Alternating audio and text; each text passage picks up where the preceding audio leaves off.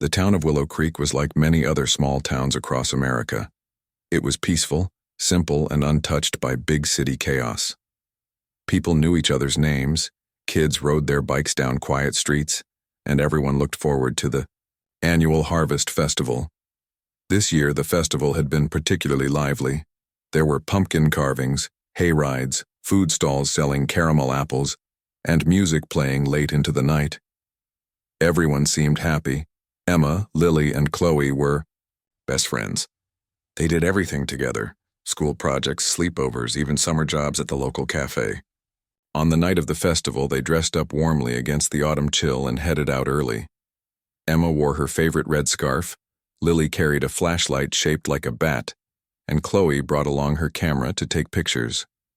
None of them realized it would be the last time anyone saw them. As the sun set, the air grew cooler and golden leaves drifted lazily to the ground. The girls wandered through the festival grounds, laughing and chatting. They tried their luck at ring toss games, sampled hot chocolate, and posed for photos next to the giant pumpkin display. But as the evening wore on, they decided to step away from the crowd. "Let's go check out the old trail," Emma suggested, pointing toward the woods that bordered the festival area. Lily hesitated. "Are you sure? It's getting dark." Chloe shrugged. "Come on, it'll be fun. Besides, we've walked this path 100 times before." The trail wasn't long, just a narrow dirt path winding between tall oak trees. Lanterns hung from branches, casting soft yellow light onto the ground. At first, the walk felt normal. The girls joked about school, talked about boys, and admired the stars peeking through gaps in the canopy above. But then something changed. The air seemed heavier, colder. The distant sounds of the festival faded until all that remained was the crunch of leaves beneath their feet and the occasional hoot of an owl. "Did you hear that?" Lily asked suddenly, stopping in her tracks. "What?" Emma replied, looking around. "I thought I heard voices." Chloe rolled her eyes. "It's probably just people from the festival. Relax, Lil." But Lily didn't relax. She clutched her flashlight tighter and glanced nervously over her shoulder. Something about the woods felt off tonight. Still, she followed her friends deeper into the trees. They reached a clearing where a large rock jutted out of the ground. It was covered in moss and strange markings, symbols carved deeply into its surface. Emma knelt down to examine them. "These look old," she murmured, "like really old." "Maybe they're Native American or something," Chloe said, snapping a picture. "Or maybe they're cursed," Lily muttered under her breath. Emma laughed. "Don't be ridiculous. Curses aren't real." But as she stood up, she froze. A low hum filled the air, vibrating through the ground and making her feel uneasy. "Do you guys hear that?" she whispered. Lily nodded, her face pale. Even Chloe looked worried now. The sound grew louder, almost like a heartbeat pulsing in rhythm with their own.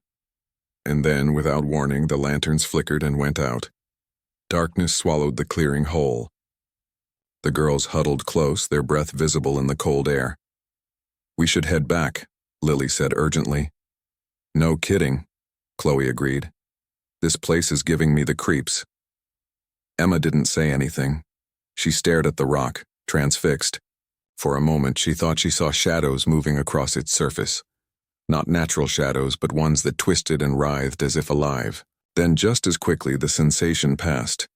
Shaking her head, she turned to follow her friends back toward the trail. But when they arrived, the path was gone. Where there had once been a clear route leading back to the festival, there was now only a wall of thick, impenetrable brush. Panic set in. "What do we do?" Lily cried, gripping Emma's arm. "We stay calm," Emma replied, though her voice trembled slightly. "There has to be another way out." The girls searched frantically, calling out for help, but no one answered. The forest seemed eerily silent, as if holding its breath. Hours passed, or maybe it was only minutes. Time felt distorted in the darkness. Eventually, exhaustion overtook them, and they collapsed onto the damp ground, shivering and scared. Back in Willow Creek, the festival ended without incident. Parents called their children home, Couples strolled hand in hand and vendors packed up their stalls. No one noticed the absence of the three girls. At least, not right away. It wasn't until much later, when Emma's mother knocked on Lily's, to her asking if she'd seen her daughter, that alarm bells began to ring. Word spread quickly. Friends, family, and neighbors gathered to organize search parties. Flashlights bobbed through the woods as volunteers combed every inch of the area. Sheriff Mike Donovan led the effort, his face grim. They couldn't have gotten far, he told reporters who arrived to cover the story. Not in this weather. Days turned into weeks and hope dwindled. Flyers with the girls' smiling faces plastered every lamppost and bulletin board in town. Tips poured in, but none panned out. Theories abounded. Maybe they ran away, maybe they got lost, maybe someone took them. Yet no evidence supported any of these ideas. For Jake, Emma's younger brother, the uncertainty was unbearable. He replayed their last conversation in his mind over and over. "Be careful," he'd told her as she left for the festival. "Always am," she'd replied, with a grin. Now those words haunted him. He couldn't shake the feeling that something sinister had happened to his sister, and he vowed to find out what. Detective Ryan Carter, new to Willow Creek, threw himself into the case. Unlike some of his colleagues, he refused to dismiss it as a runaway scenario. Too many details didn't add up. Why would 3 responsible teenagers vanish without a trace? Why hadn't anyone seen or heard from them since? And why did so many witnesses report seeing strange lights in the woods that night? Ryan spent hours poring over maps, interviewing locals, and retracing the girls' steps. Each lead brought him closer to the truth, or so he hoped. Little did he know, the answers lay buried deep beneath the earth, waiting to be uncovered. What started as a routine investigation would soon spiral into something far more complex and far more terrifying than anyone could have imagined. And so, life in Willow Creek continued, albeit uneasily. The townsfolk carried on with their routines, but the shadow of the missing girls loomed large. For some, it became a constant reminder of how fragile safety truly was. For others, it sparked questions about forces beyond human understanding. Whatever the reason, one thing was certain. The disappearance of Emma, Lily, and Chloe marked the beginning of a mystery that would change Willow Creek forever. As weeks turned into months, life in Willow Creek slowly returned to its usual rhythm, but not entirely. The disappearance of Emma, Lily, and Chloe left a scar on the town that refused to heal. People whispered about the girls whenever they passed by the spot where their last known photos were taken. Parents held their children closer, and teenagers avoided the woods after dark. Something felt wrong. It wasn't just sadness or fear. It was as if the very air around Willow Creek had shifted. Strange things began happening. Power outages struck without warning, plunging neighborhoods into darkness. Streetlights flickered even on clear nights, and appliances sometimes turned on by themselves. At first, people blamed faulty wiring or bad weather, but the incidents grew too frequent to ignore. One evening, Mrs. Harper, who lived near the edge of the woods, swore she saw shadowy figures darting between the trees outside her window. They weren't human, she told her neighbor, clutching her shawl tightly. Her voice trembled when she added, "And they didn't leave footprints." Other residents reported hearing strange noises, low murmurs, distant laughter, or cries, carried on the wind. No one could pinpoint where the sounds came from, and they always stopped abruptly when someone investigated. Farmers complained about livestock disappearing overnight. Chickens vanished from coops, cows wandered off, and no trace of them was ever found. Even the dogs in town acted strangely, howling at nothing or refusing to go outside. Jake, Emma's younger brother, became obsessed with finding answers. He spent hours poring over his sister's room, searching for clues. One day, hidden beneath loose floorboards under her bed, he discovered a stack of old journals. The pages were filled with Emma's neat handwriting, detailing her thoughts, dreams, and fears. As Jake read through them, he noticed something unusual. In the weeks leading up to her disappearance, Emma wrote about vivid nightmares. She described tunnels stretching endlessly into darkness, voices calling her name, and an overwhelming pull toward the woods. She kept saying she felt drawn to something, Jake muttered to himself, flipping through the pages. Like she couldn't fight it. The final entry chilled him to the bone. I think I know why they chose us. Chosen? By whom? Jake didn't understand, but he knew one thing for sure. His sister hadn't run away. Something had taken her. Detective Ryan Carter couldn't shake the case either. While others grew discouraged, he remained determined to uncover the truth. He spent countless nights reviewing evidence, mapping out timelines, and interviewing anyone who might have information. His research led him to an intriguing detail. Several people had gone missing near the same stretch of woods over the past century. Some vanished completely. Others reappeared years later, disoriented and unable to explain what had happened. A few claimed to have been held captive underground, though no physical proof supported their stories. Ryan decided to dig deeper into the history of the area. He visited the local library, sifting through dusty archives and old newspapers. What he found sent a shiver down his spine. Decades ago, a group of scientists had used the nearby quarry as a base for secret experiments. They were studying electromagnetic fields and their effects on human consciousness. Funding dried up, and the EUR project was abandoned, but records hinted at dangerous side effects. Some test subjects experienced hallucinations, memory loss, or worse. One article mentioned rumors of anomalies detected deep within the Earth, anomalies that couldn't be explained. Convinced there was a connection, Ryan drove to the quarry. It was located on the outskirts of town, surrounded by thick woods. Overgrown weeds choked the entrance, and rusted equipment lay scattered across the site. Workers were scheduled to start construction soon, but for now, the place stood deserted. As Ryan walked around, he noticed something odd. Patches of grass near the edge of the quarry seemed disturbed, as if someone, or something, had dug there recently. Back in town, Dr. Melissa Hughes arrived to assist with the investigation. A forensic anthropologist, she specialized in analyzing remains and artifacts. When Ryan shared his findings, she agreed to join him at the quarry. Together, they examined the disturbed patches of soil and collected samples. Melissa suggested running tests for mineral composition and radiation levels. If those scientists really messed with electromagnetic fields, she said, there could still be residual effects. Meanwhile, Jake continued his own search. Armed with Emma's journals and a flashlight, he ventured into the woods late one night. He wanted to retrace the girl's steps, hoping to find something everyone else had missed. The forest felt different after dark, eerier, heavier. Shadows danced unpredictably, and every sound seemed louder.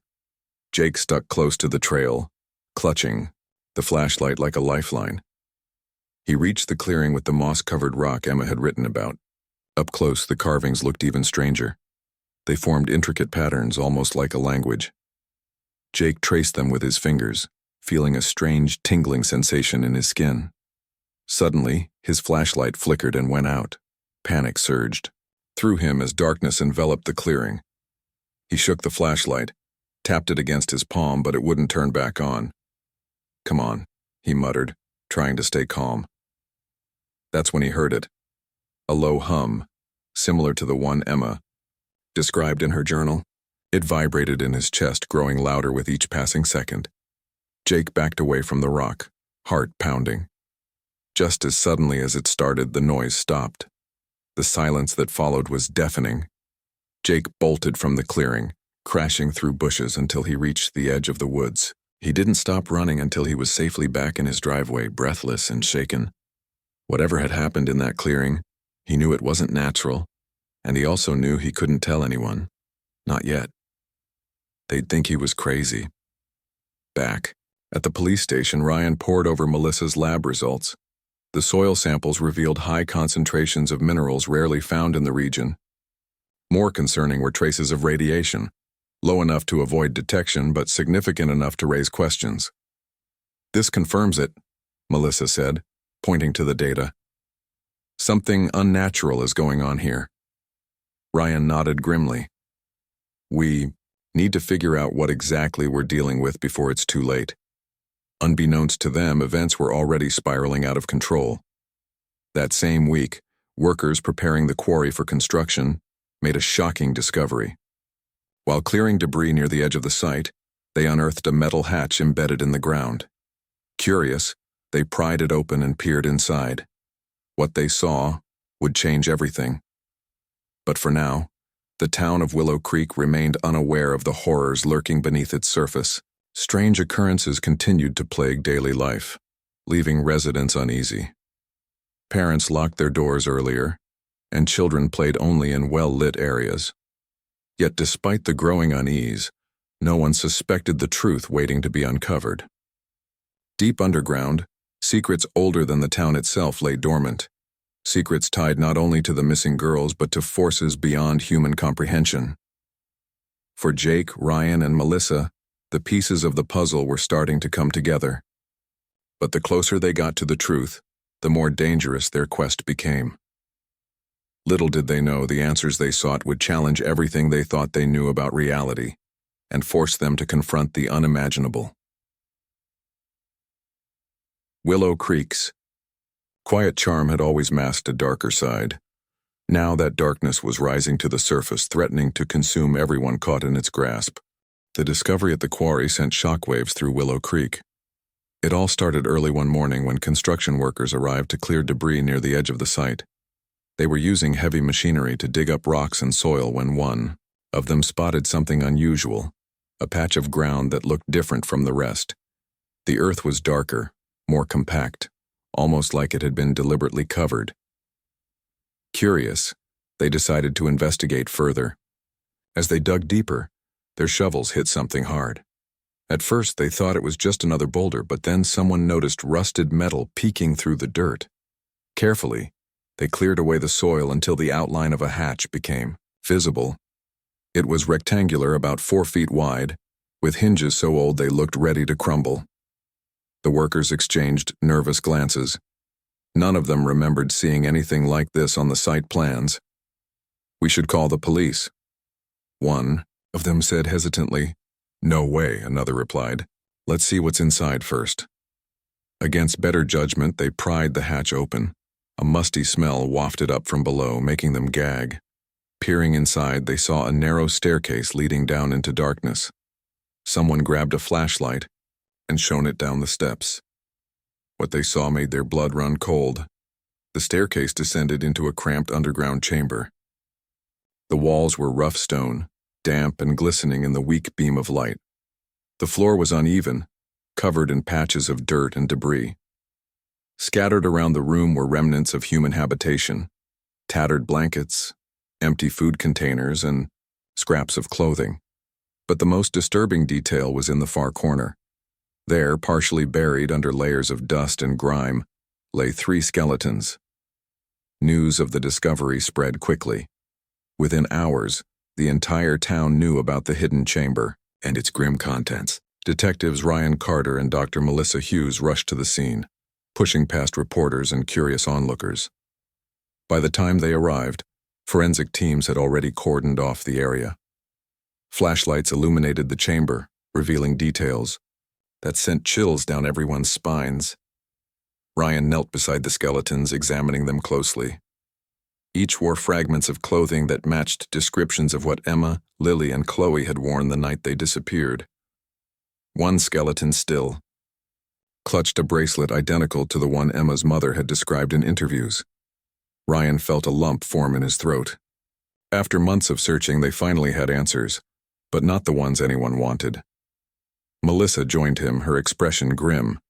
She carefully examined the bones, noting signs of stress fractures and malnutrition. "They didn't die immediately," she said softly. "Whoever brought them here kept them alive, for a while at least." "Kept them alive for what?" Ryan asked, though he wasn't sure he wanted to know the answer. As they continued their investigation, they uncovered more unsettling details. Carved into the walls were strange symbols, similar to the ones Jake had seen on the moss-covered rock in the woods. Some of the markings were accompanied by crude drawings, stick figures surrounded by swirling lines, as if depicting some kind of ritual. In one corner of the chamber, they found a pile of notebooks filled with frantic scribbles. Pages were torn out, sentences unfinished, but the words hinted at unimaginable suffering. They were trying to leave messages, Melissa murmured, flipping through the pages. But for whom? And why? Back in town, the news devastated the families of the missing girls. Emma's mother collapsed in tears when detectives confirmed her daughter's fate. Lily's father sat silently in his living room, staring blankly at family photos on the wall. Chloe's younger sister refused to speak, clutching her favorite stuffed animal as if it could shield her from the truth. For Jake, the discovery was both heartbreaking and infuriating. He had hoped against hope that his sister might still be alive, but now that hope was gone. Yet even amidst the grief, questions lingered. Who or what had taken the girls? Why had they been held captive underground? And what had ultimately caused their deaths? Ryan and Melissa worked tirelessly to piece together the puzzle, combing through every scrap of evidence found in the chamber. One clue stood out, a small device embedded in the wall near the staircase. It looked ancient, caked with dirt and corrosion, but its design was unmistakably modern. Wires snaked out from the back, connecting it to panels hidden deep within the stone. Melissa recognized it immediately. It was part of the equipment used in electromagnetic experiments. Whoever built this chamber had repurposed the technology for unknown purposes. This confirms my theory, Melissa told Ryan as they examined the device. Those scientists weren't just studying electromagnetic fields, they were experimenting with consciousness. These girls may have been subjected to tests designed to alter their minds. Ryan frowned. Alter their minds? For what purpose? That's the million-dollar question, Melissa admitted. But based on the carvings and writings we found, I'd say whoever was running these experiments believed they were unlocking something supernatural. The implications were terrifying. If Melissa was right, the girls hadn't simply been victims of kidnapping or imprisonment. They had been guinea pigs in a twisted attempt to bridge the gap between science and the unknown. The thought weighed heavily on Ryan. He couldn't imagine the fear and pain the girls must have endured during their final days. Meanwhile, Jake struggled to process the news. He visited the quarry late one night, standing at the edge of the pit where the chamber had been discovered. The air felt colder here, heavier, as if the ground itself carried the weight of tragedy. He stared into the darkness, imagining his sister trapped below, calling out for help no one could hear. "I'm sorry, Emma," he whispered, tears streaming down his face. "I should have done more."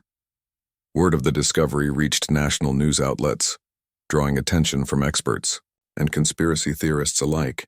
Some claimed the chamber was evidence of government cover-ups. Others suggested alien involvement. Locals, however, whispered about older legends, stories of cursed caves and spirits that lured people underground. No one could agree on an explanation, but everyone agreed on one thing. Whatever had happened in that chamber, it wasn't over. Strange occurrences continued to plague Willow Creek. Lights flickered unpredictably, especially near the quarry.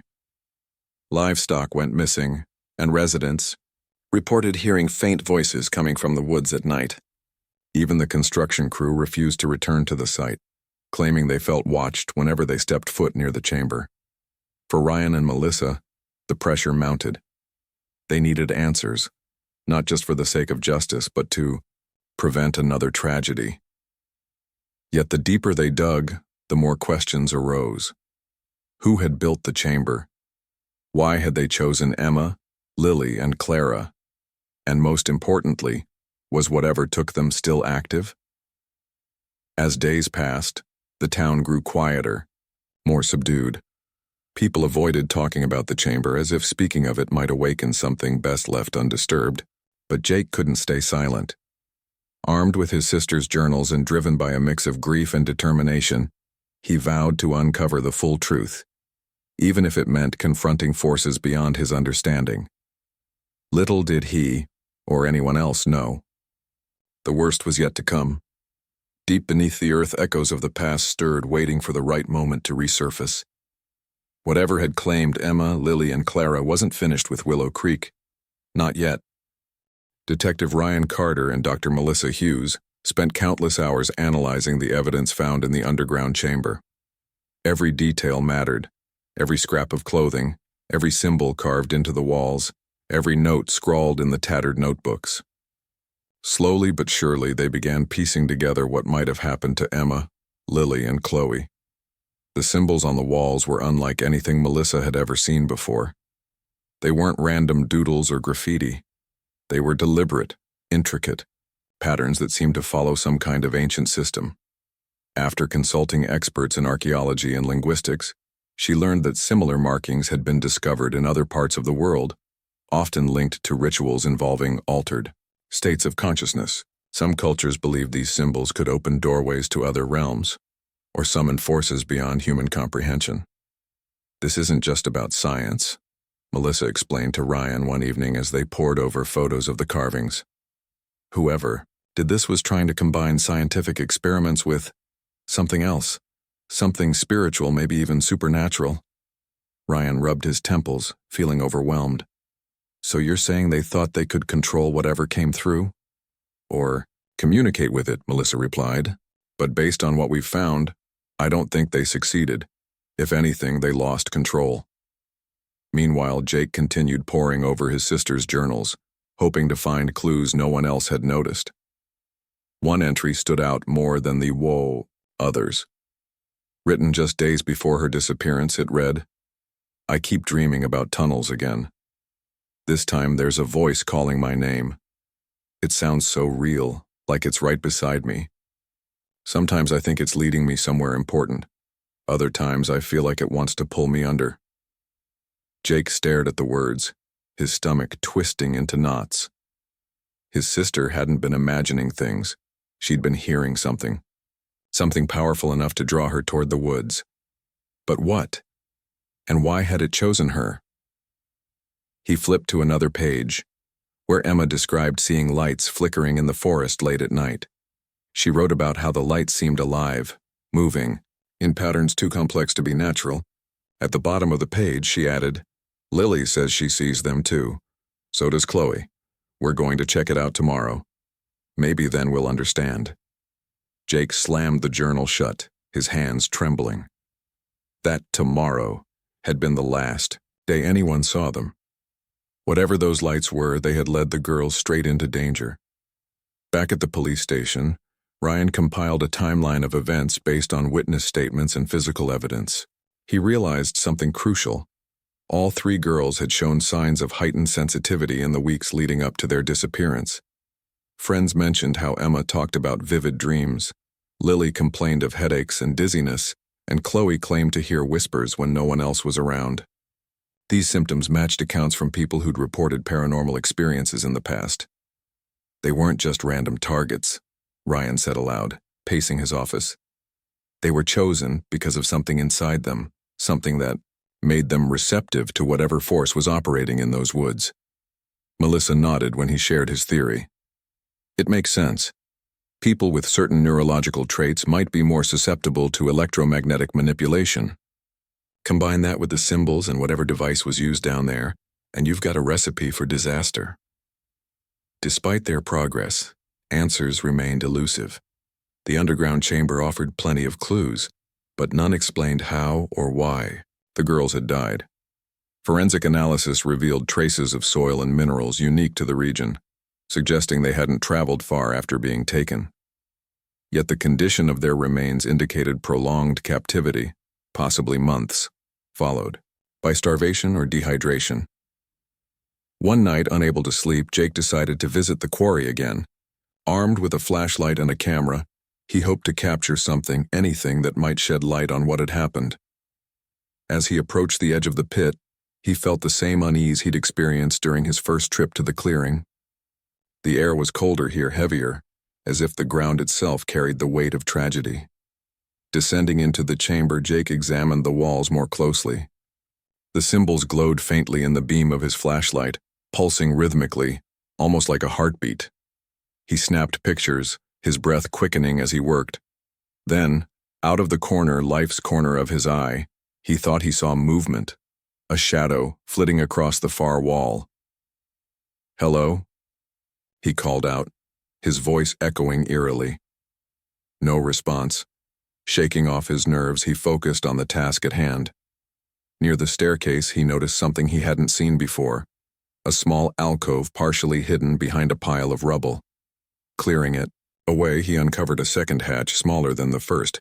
It was locked, but the mechanism looked old and rusted. With some effort, he managed to pry it open. Inside, he found a narrow tunnel stretching deeper into the earth. The walls were lined with more symbols glowing brighter than those in the main chamber. Jake hesitated, torn between fear and curiosity. Finally, gripping his flashlight tightly, he stepped inside.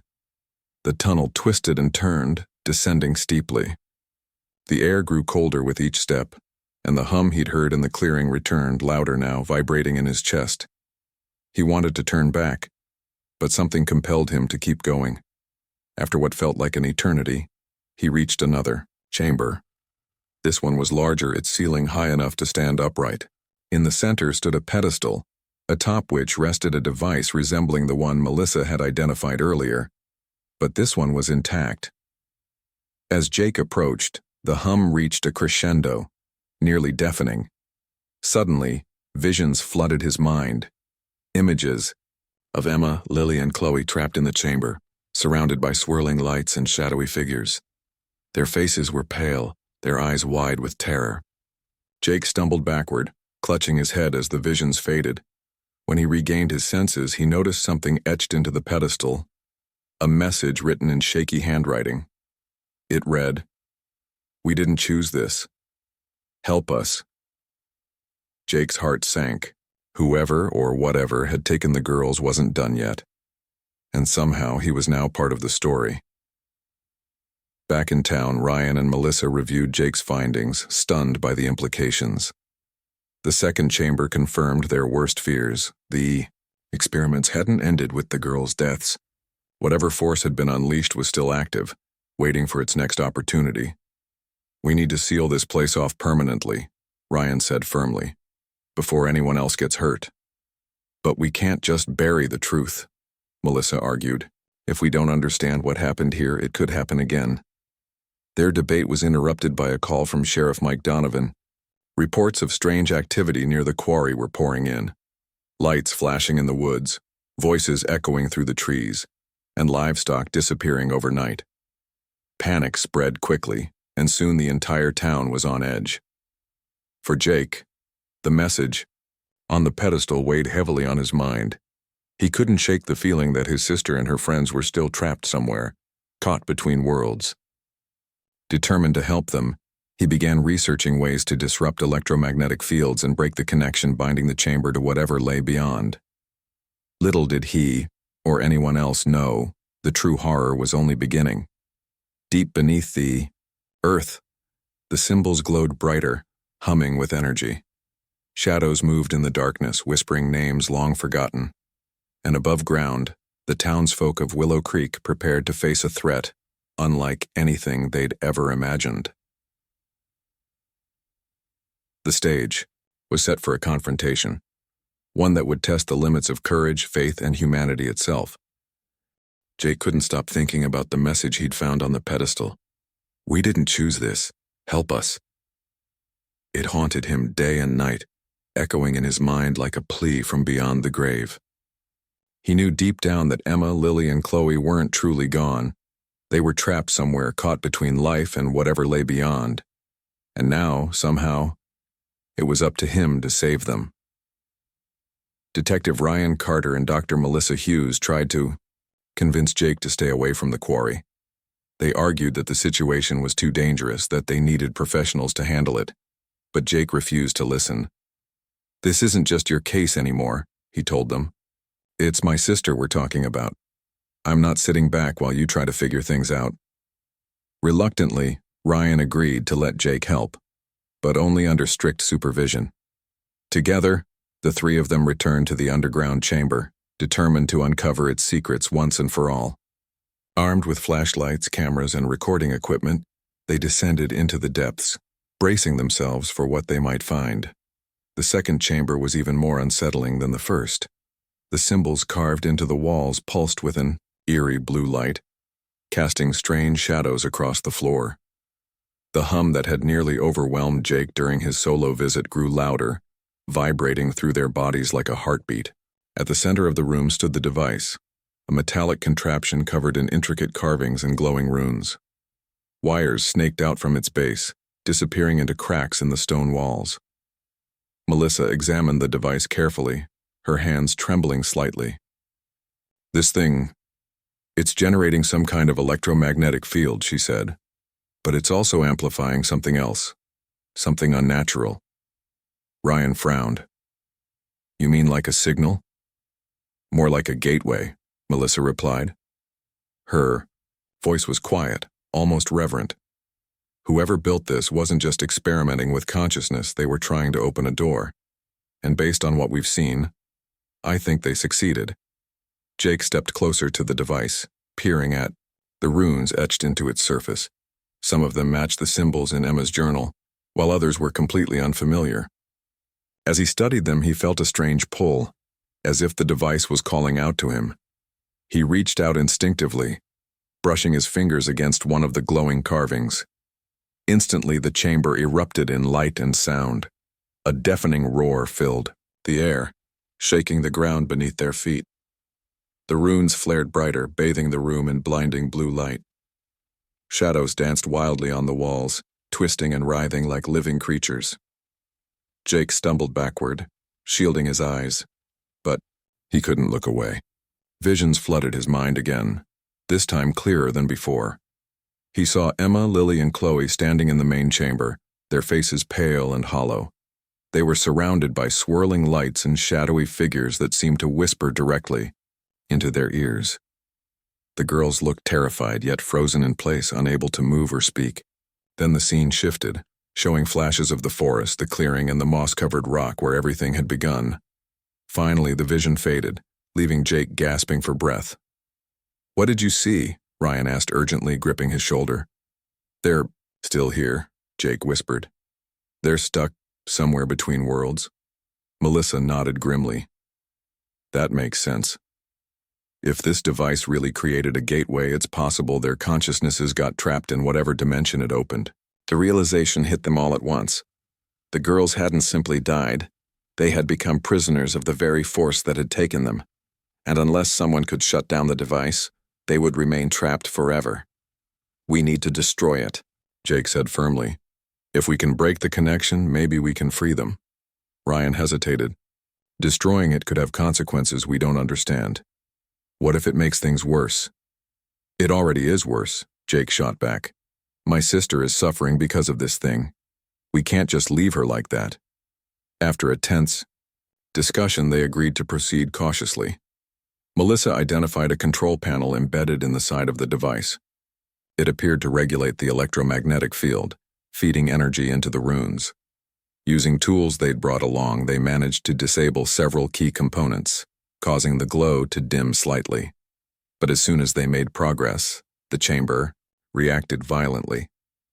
The hum grew louder, almost unbearable, and the temperature plummeted.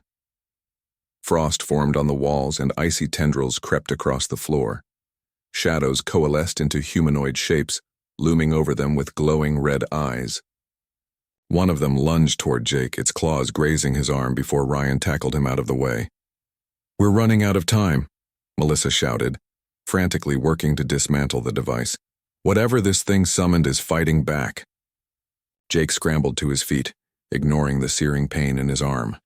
He grabbed a crowbar from their supplies and smashed it against the control panel, sparks flying with each blow. The device shuddered, emitting a piercing screech that echoed through the chamber.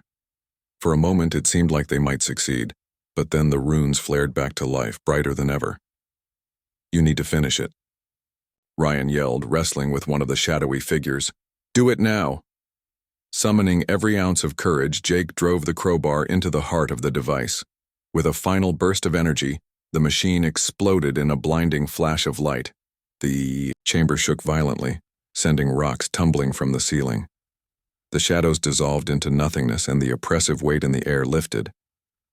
When the dust settled, the trio collapsed onto the ground, breathing heavily. The device was destroyed, reduced to a pile of smoking debris. The symbols on the walls had stopped glowing, their eerie light extinguished. For the first time since they had entered the chamber, the air felt calm and empty. Back in Willow Creek, news of the explosion spread quickly. Search teams combed the quarry, but no trace of Jake, Ryan, or Melissa could be found. Just as panic began to rise, the three emerged from the woods, battered but alive. Their story left the town stunned. No one knew whether to believe them or dismiss their account as delusional ramblings. But one thing was certain. The strange occurrences plaguing Willow Creek had ceased entirely. For Jake, the relief was bittersweet. Though the device was gone, he couldn't shake the feeling that Emma and her friends were still out there, lost, in some unknown realm. That night he visited the clearing where the girls had last been seen. Standing beneath the starry sky, he whispered a silent promise. "I'll keep looking for you, Emma, no matter what it takes." Unbeknownst to him or anyone else, the gateway hadn't closed completely. Deep beneath the earth, faint whispers lingered, waiting for another chance to emerge. The battle may have been won, but the war was far from over. And in the quiet town of Willow Creek, the echoes of the past continued to ripple through the present, hinting at darker truths yet to be uncovered. Weeks passed after the destruction of the device, and life in Willow Creek slowly began to return to normal, or as close to normal as it could get. The strange occurrences that had plagued the town, the flickering lights, the eerie whispers, the missing livestock, all stopped abruptly. People dared to hope that whatever darkness had gripped their community was finally gone. But for Jake, Ryan, and Melissa, the scars ran too deep to heal so easily. Jake couldn't shake the feeling that Emma and her friends were still out there, somewhere beyond the reach of the living world. Every night, he dreamed of them, calling out to him, reaching for him, trapped in a place he couldn't understand. He clung to the belief that destroying the device had freed them, but part of him wondered if it had only severed one connection while leaving another intact.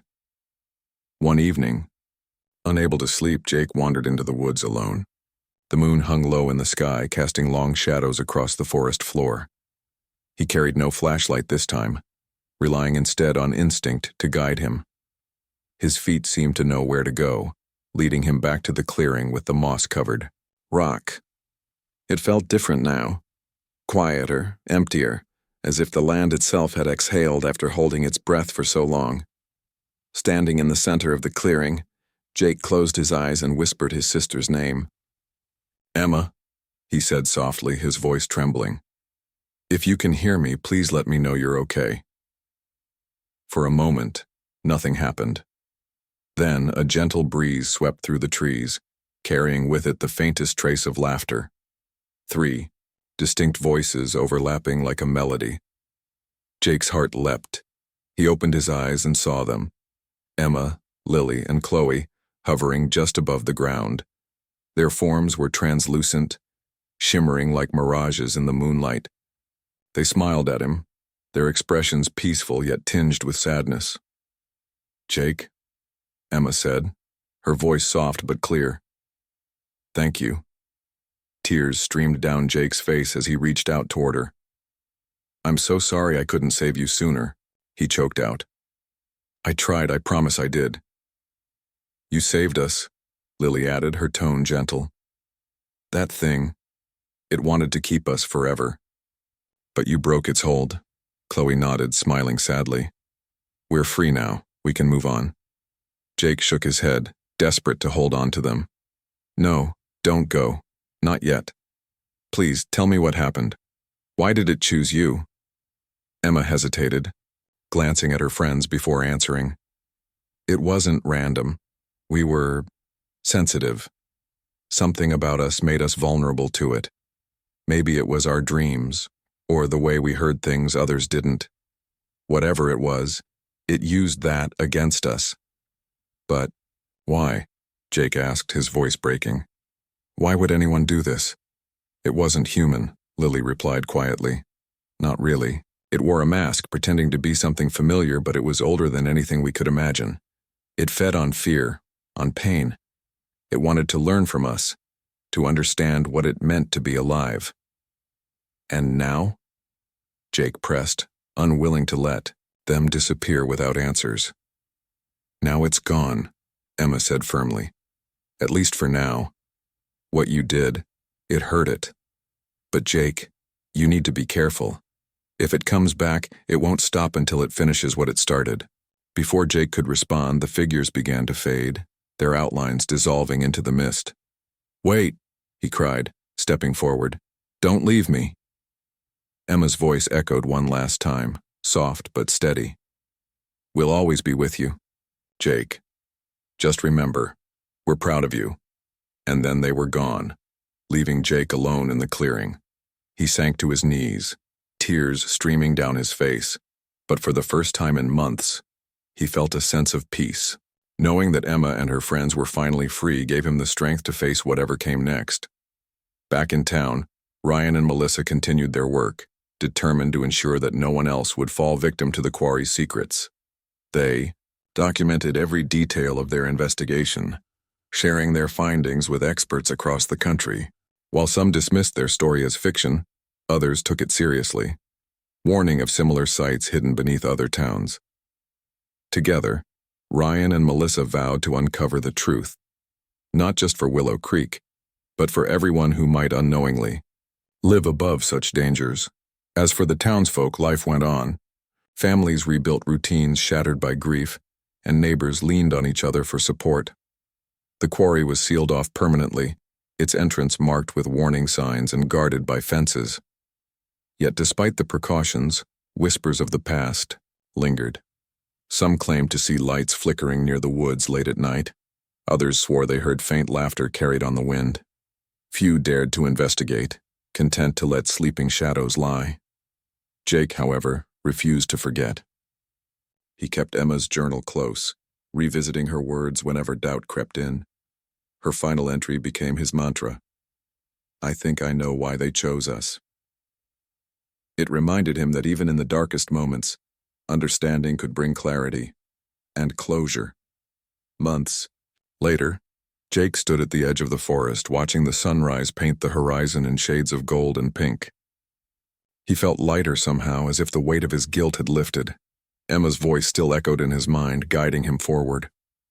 Though he knew the threat might never truly vanish, he also knew he wasn't powerless. With knowledge came strength, and with strength came hope.